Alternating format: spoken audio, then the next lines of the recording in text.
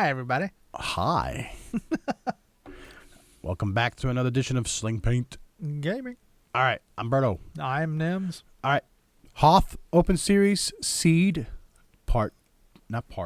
Seed number 2. Dos. Ah, All right, Darwin Schafer. Darwin Schafer had a 3 contracted scout, punishing 1 scum. I should say not punishing 1. JumpMaster. Scum list. Can't speak today. So he was C2, and there was 2 JumpMaster lists in the final 8. He was one of them. And the interesting part about this list is I looked at this list, he's at 96 points. He's actually 4 points under. As far as what you can fit else on and what else you could put on it, maybe there's 1 or 2 things that you can tweak. I was looking at the list builder when I was putting it in the list builder, the list donator. But it's at 96 points from what they're saying and what he flew. yeah. So what does he got? So, contracted scout. 3 of them. You want to do the breakdown? Tell them what they got? All right, so breakdown. And they're the exact same setup for all 3 ships. Okay. So All each right. one comes in at 32 points each. Okay. Yep. So My 96 math is total. horrible. 96 plus 32 was 2-1. But okay. So he's got Deadeye, which you very rarely see Deadeye in lists. But Deadeye, 1 point, you may treat an attack target lock header as an attack focus. So when an attack instructs you to spend a target lock, you may spend a focus token instead. That's huge. This is interesting. He's got plasma torpedoes on here, which is attack target lock. You spend a target lock to discard the performance So you're attack. going to spend a focus instead. Right, because of Deadeye. If this attack hits after dealing damage, remove 1 shield token from the defender. 4 dice, range 2 to 3. Yeah. So you're going to take off 1 shield. Right. So if the attack hits after dealing, so you're dealing the damage, and then you're taking another shield out if they still have shields. Okay. Now I see. I read that completely wrong. The cool part about it, he's got extra munitions for 2 points, which basically gives him another set of plasma torpedoes for 2 points, which is nice. But then he's got Overclocked R4, which is one of the new integrated Agromechs that came out. Not integrated, I'm sorry. Salvage Agromechs. During the combat phase, when you spend a focus token, you may receive 1 stress token to assign 1 focus token to your ship. Not bad. So if you're double stressed. So pretty much your pilot skill 3, you're not going to attack first. So you have a focus. You get attacked. You're going to spend that focus to try and get an extra evade out of it. So when you spend it, you get a stress. You get another one back. So, yeah. Yeah, during the it doesn't say during the beginning of combat phase. Just it says as combat. during the combat phase. So it makes sense. Right, which is nice. And then he's also got guidance chips, which is one of the new things that came out. 0 points once per round. It's a modification. Once per round when you're attacking with a torpedo or missile secondary weapon, you may change 1 die result.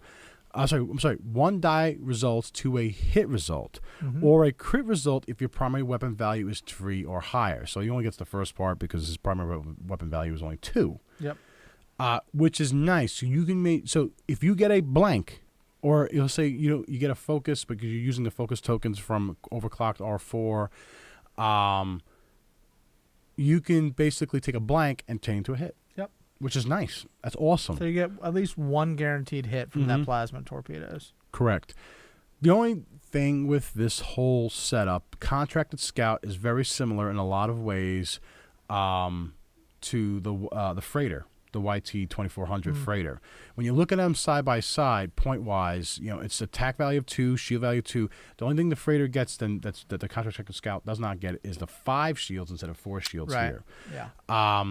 But with the guidance chips, with the primary attack value of 2. You can't talk today. I can't. I don't understand. I need to take like a talking pill or something. A talking pill. Take my talking juice. Where do you come up with I don't. It just enters in and it comes out and goes that way out my mouth. Okay. So 2 attack dice. The biggest thing I think, that's what hurts me. I hate the 2 attack dice thing. It drives me a little bit. But the plasma torpedoes, I think, offsets it, but it's only out the primary firing arc. Yeah. So how do you fly this thing? So you got 3 large base ships. Okay. like we keep hearing and reading about, I mean, I'm blocking with one if I can. Mm-hmm. It's a large base, so it's not going to be hard to do. And just try and keep the other two in arc of people. And maybe send one up the middle and send two off, one on each side. And just Kind of hard to fly these in a formation just due to size, but yeah, I'm definitely thinking one middle and one up each side and try and use the plasma torpedoes to get that first volley of stuff. And if you can get with extra munitions, you get it twice, which is nice. True. Yep. So that's the biggest thing with this. The cool part is like with the plasma torpedoes, the range gap, which is range 1, the primary weapon bumps up to 3, so which is nice. And then if you're turning around, the ship's behind you. Guess what? Well, also in range 3, I mean, I'm sorry, you get in that range 1 donut hole, you've got 3 attack dice. 3 attack dice, right? Yeah, exactly. So it's not bad as a turret. No, this is a nice list. This actually, I might play this list, and the reason why, because this goes a lot to my hounds, and also keeping the same ship exactly the same. I'm actually kind of liking this list, so I might give this list a go. How do you fly against these? They're 3 large base ships with focus fire. I mean, definitely focus fire. They've only got 9 total hit points each. Only 2 agility. So if you're slinging at least 3 or more dice, there's a good chance you're going to get one through every time. And that's the big thing too. Is also with the JumpMaster, the whole left side is green and white. So you can also do, was it the Segner's loop? The Segner's loop, I believe. Yep. A white Segner's loop. That's dangerous. You know, and then it doesn't care about stress because with all that white hand left and surge, as long as you keep making left hand turns, you're good. Yeah, you just sit there and spin around. Right. And like as far as how to fly it, I also would line up on the right side of the board to take advantage of. I hit my microphone. You see that? Take advantage of all the left hand maneuvers as much as you can. Sure. Yep. Yeah. Because you don't want to turn right if you can help it. Yeah. Stay. So that right, kind of going back to how would I fly it? Maybe I won't put one on the far left hand side. Then you've got to come off to the right. Yeah. So line them all up on the right, middle right, and let them do lefts. Just let them do lefts. Practice flying with 3 large base ships. I like it because I fly a lot of the hounds, and I've done a lot of practice with flying those hounds on even doing formation-ish flying with the hounds. Like the one or two videos that we've done, like where I moved up 1 bank and I did a 3 bank coming around the other side, and I was able to focus fire. It is brutal, especially, and I can block. I love blocking with my hounds, especially I had anti-pursuit lasers, so if anybody bumped me, they roll a die, which is nice. All right, so, yeah, focus fire. I agree with you. Definitely got to focus fire. I mean, can't really pick one over the other because they're all the same. So focus fire down one at a time. Try to keep that, going throughout the whole match. All right, so that was Darwin Schafer's list, C2 at the Hoth Open. Let us know how would you fly this. How would you fly against it? Leave in the comments below.